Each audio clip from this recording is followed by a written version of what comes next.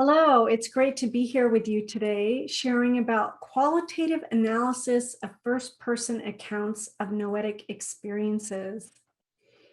So this is part of our research at the Institute of Noetic Sciences, or IONS, which is aligned with our guiding hypothesis. Our hypothesis is that everything is interconnected, and that embodying that awareness reveals information and energy not limited by time and space, and can profoundly amplify transformation, innovation, and well-being. And so this work is very focused in on that middle piece, this revealing information and energy not limited by time and space. And so these experiences that people have exist on a spectrum. On one side, we might have intuition, that everyone could say that they've had a gut hunch or some intuitive experience. And on the other side, we may have more rare experiences like trans-channeling or macro PK or other more unique experiences. And then there's everything in between: telepathy, precognition, spontaneous, etc. So at IONS, we propose that everybody has the innate capacity to have these experiences. And what we are calling this is the noetic signature, and that everybody has this innate experience, and yet that the way that that shows up for them is unique to them. So whether you feel it in your body or might have clairaudient sounds, or you may see things like auras or colors around people, your specific signature is unique to you. Many of you may have heard of personality testing like the Myers-Briggs. So we're proposing that this is your noetic Myers-Briggs, if you will. So many of you might be wondering, why are you creating this new word of noetic signature? This is just psi. We've been looking at this forever. It is true. Parapsychology has over 150-year history of looking at these experiences. And there are many terms that already describe this. You see this great book by Michael Thalborn, which is a glossary of terms used in parapsychology. It's hundreds of pages of just the words and their definitions that are used in parapsychology, which is quite incredible.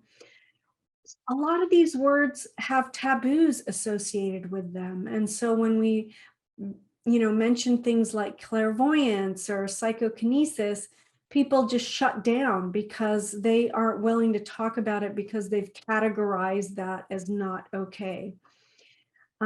There's also confusion in the terms. There's multiple words for the same experiences, and a lot of the same words have different definitions. So if I say medium or mediumship to a group of parapsychologists, each one of those is probably going to have a slightly different definition of what they mean by that.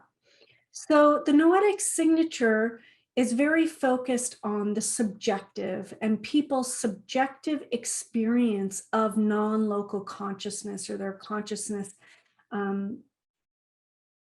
perceiving or revealing this information and energy from beyond time and space.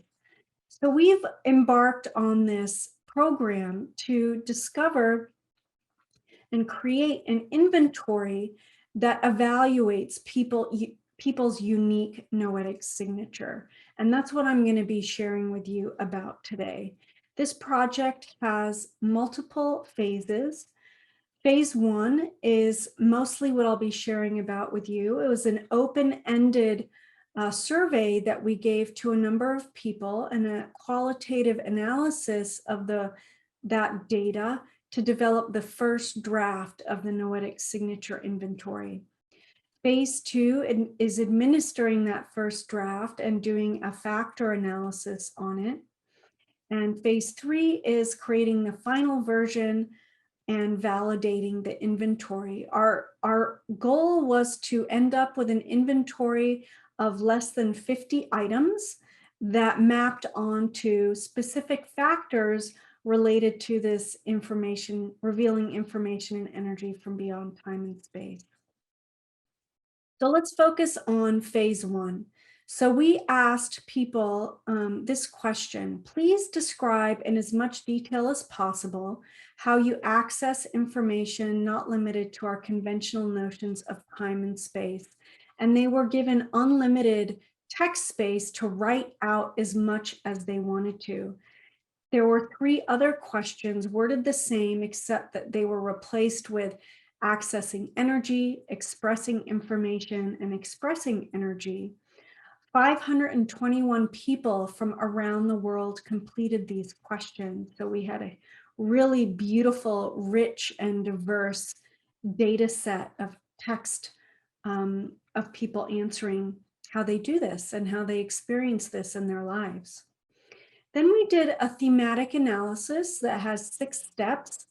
First, we read through everything and familiarized ourselves with it.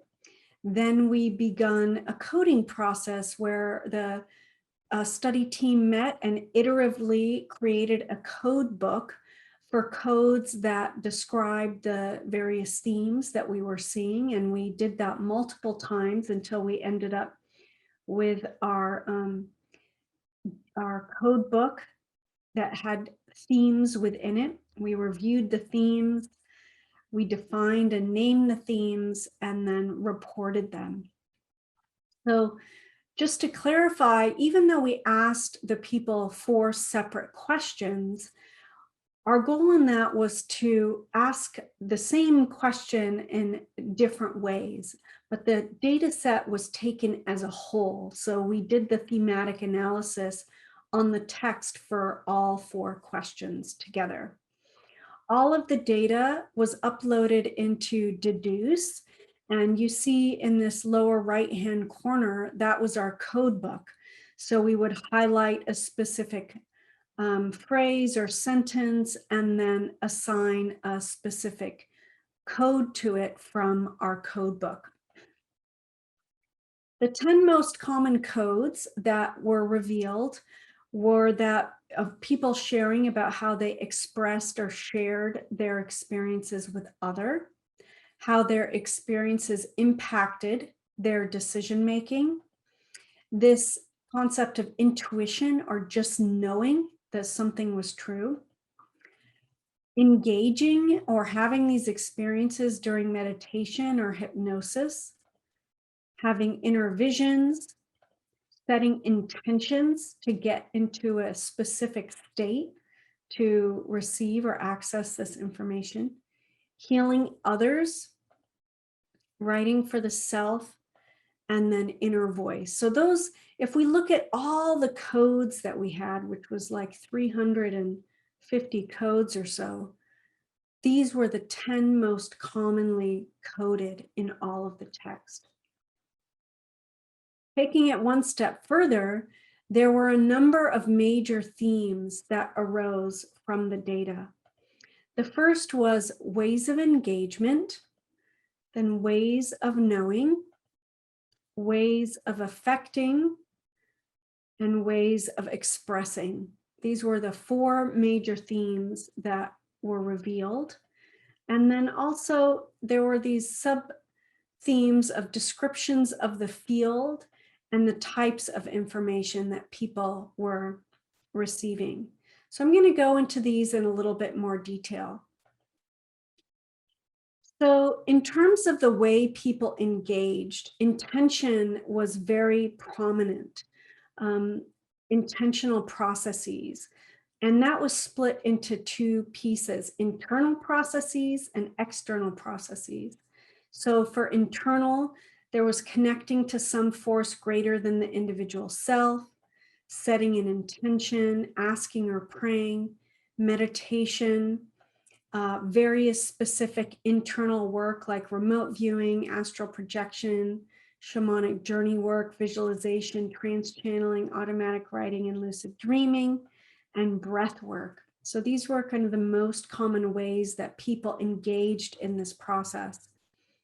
In terms of external practices, We had being in nature, various traditions and rituals like drumming, rattles, music, dancing, using tools like pendulums and sigils, dowsing rods, and taking substances that induce altered states of consciousness. So those were the two intentional practices of engagement. There was also quite a bit of unintentional experiences. Here's a quote from one participant. I experience a sense of knowing which comes spontaneously and kind of takes me by surprise. There is absolutely no connection to any other thought or information. It doesn't seem logical, but always turns out to be right. Most of this kind of information is related to people, as I already have so much information about them in the moment I meet them. It is like I could see right through them into their soul. So those are the ways of engaging. Now we're going to move into the ways of knowing. So there were multiple subcategories here as well: intuitive, embodied, what you might call super senses, emotions, and direct. In terms of intuitive, this information was mental and arrived fully formed without effort, and it was often spontaneous. There's just, quotes like, there's simply a knowing, or I just know, or it pops into my head, feels like things are downloaded. I had an aha. That's what people would say for this category. Then there was also embodied, and this was, I just feel it. I can't say how I feel it, I just do. There were various embodied experiences like goosebumps, feeling hot or cold or discomfort. Here's another great quote. I know when I have a spirit around me because I get a tingling sensation between my left hip and knee. The next category of ways of knowing is what we might call super senses or inner seeing. This is a quote from one of the participants whose husband misplaced his keys. And he said, "Where are my keys?" And she just got this inner vision of his keys in his office desk. And lo and behold, she told him, he went to see it, and there it was. There's also inner hearing. There was another story of a participant who was a nurse and would go to patients' homes. And she was going to this patient's home and heard a very clear voice in her mind saying, "Don't go right now." So she followed that message and waited, and then went back there later and found out that there had been some police activity happening when she was going to go there. Other super senses are touch. People would pick up objects and gain a great deal of information from them that they wouldn't know through normal means. More rare, people expressed having smelling things or tasting things that were not normal smell or taste that would give them information. Another very common way of knowing was through emotions, people sharing that they're empathic beyond the normal empathy, but actually feeling in their body other people's emotions. This person's sharing about feeling especially grief. And then a lot of people talked about being in crowds and how that was overwhelming for them because they would pick up on the energies or emotions of other people. The last way of knowing was direct from other animals, deceased people that they believed they were connecting with, the environment, other purported multidimensional beings, receiving it directly from energy or from symbols. So those are the various topics around ways of knowing. The other major theme was ways of affecting. So not just like a receptive or accessing information, but actually influencing the physical world in some way. So there was a major category around healing. There were numerous stories of people directing positive intention towards others or themselves and having healing happen for them. influencing others, mostly in a positive way. There were a few reports of negative influencing, of people purposefully negatively directing negative intention to others, but we only had a few of those in our data set.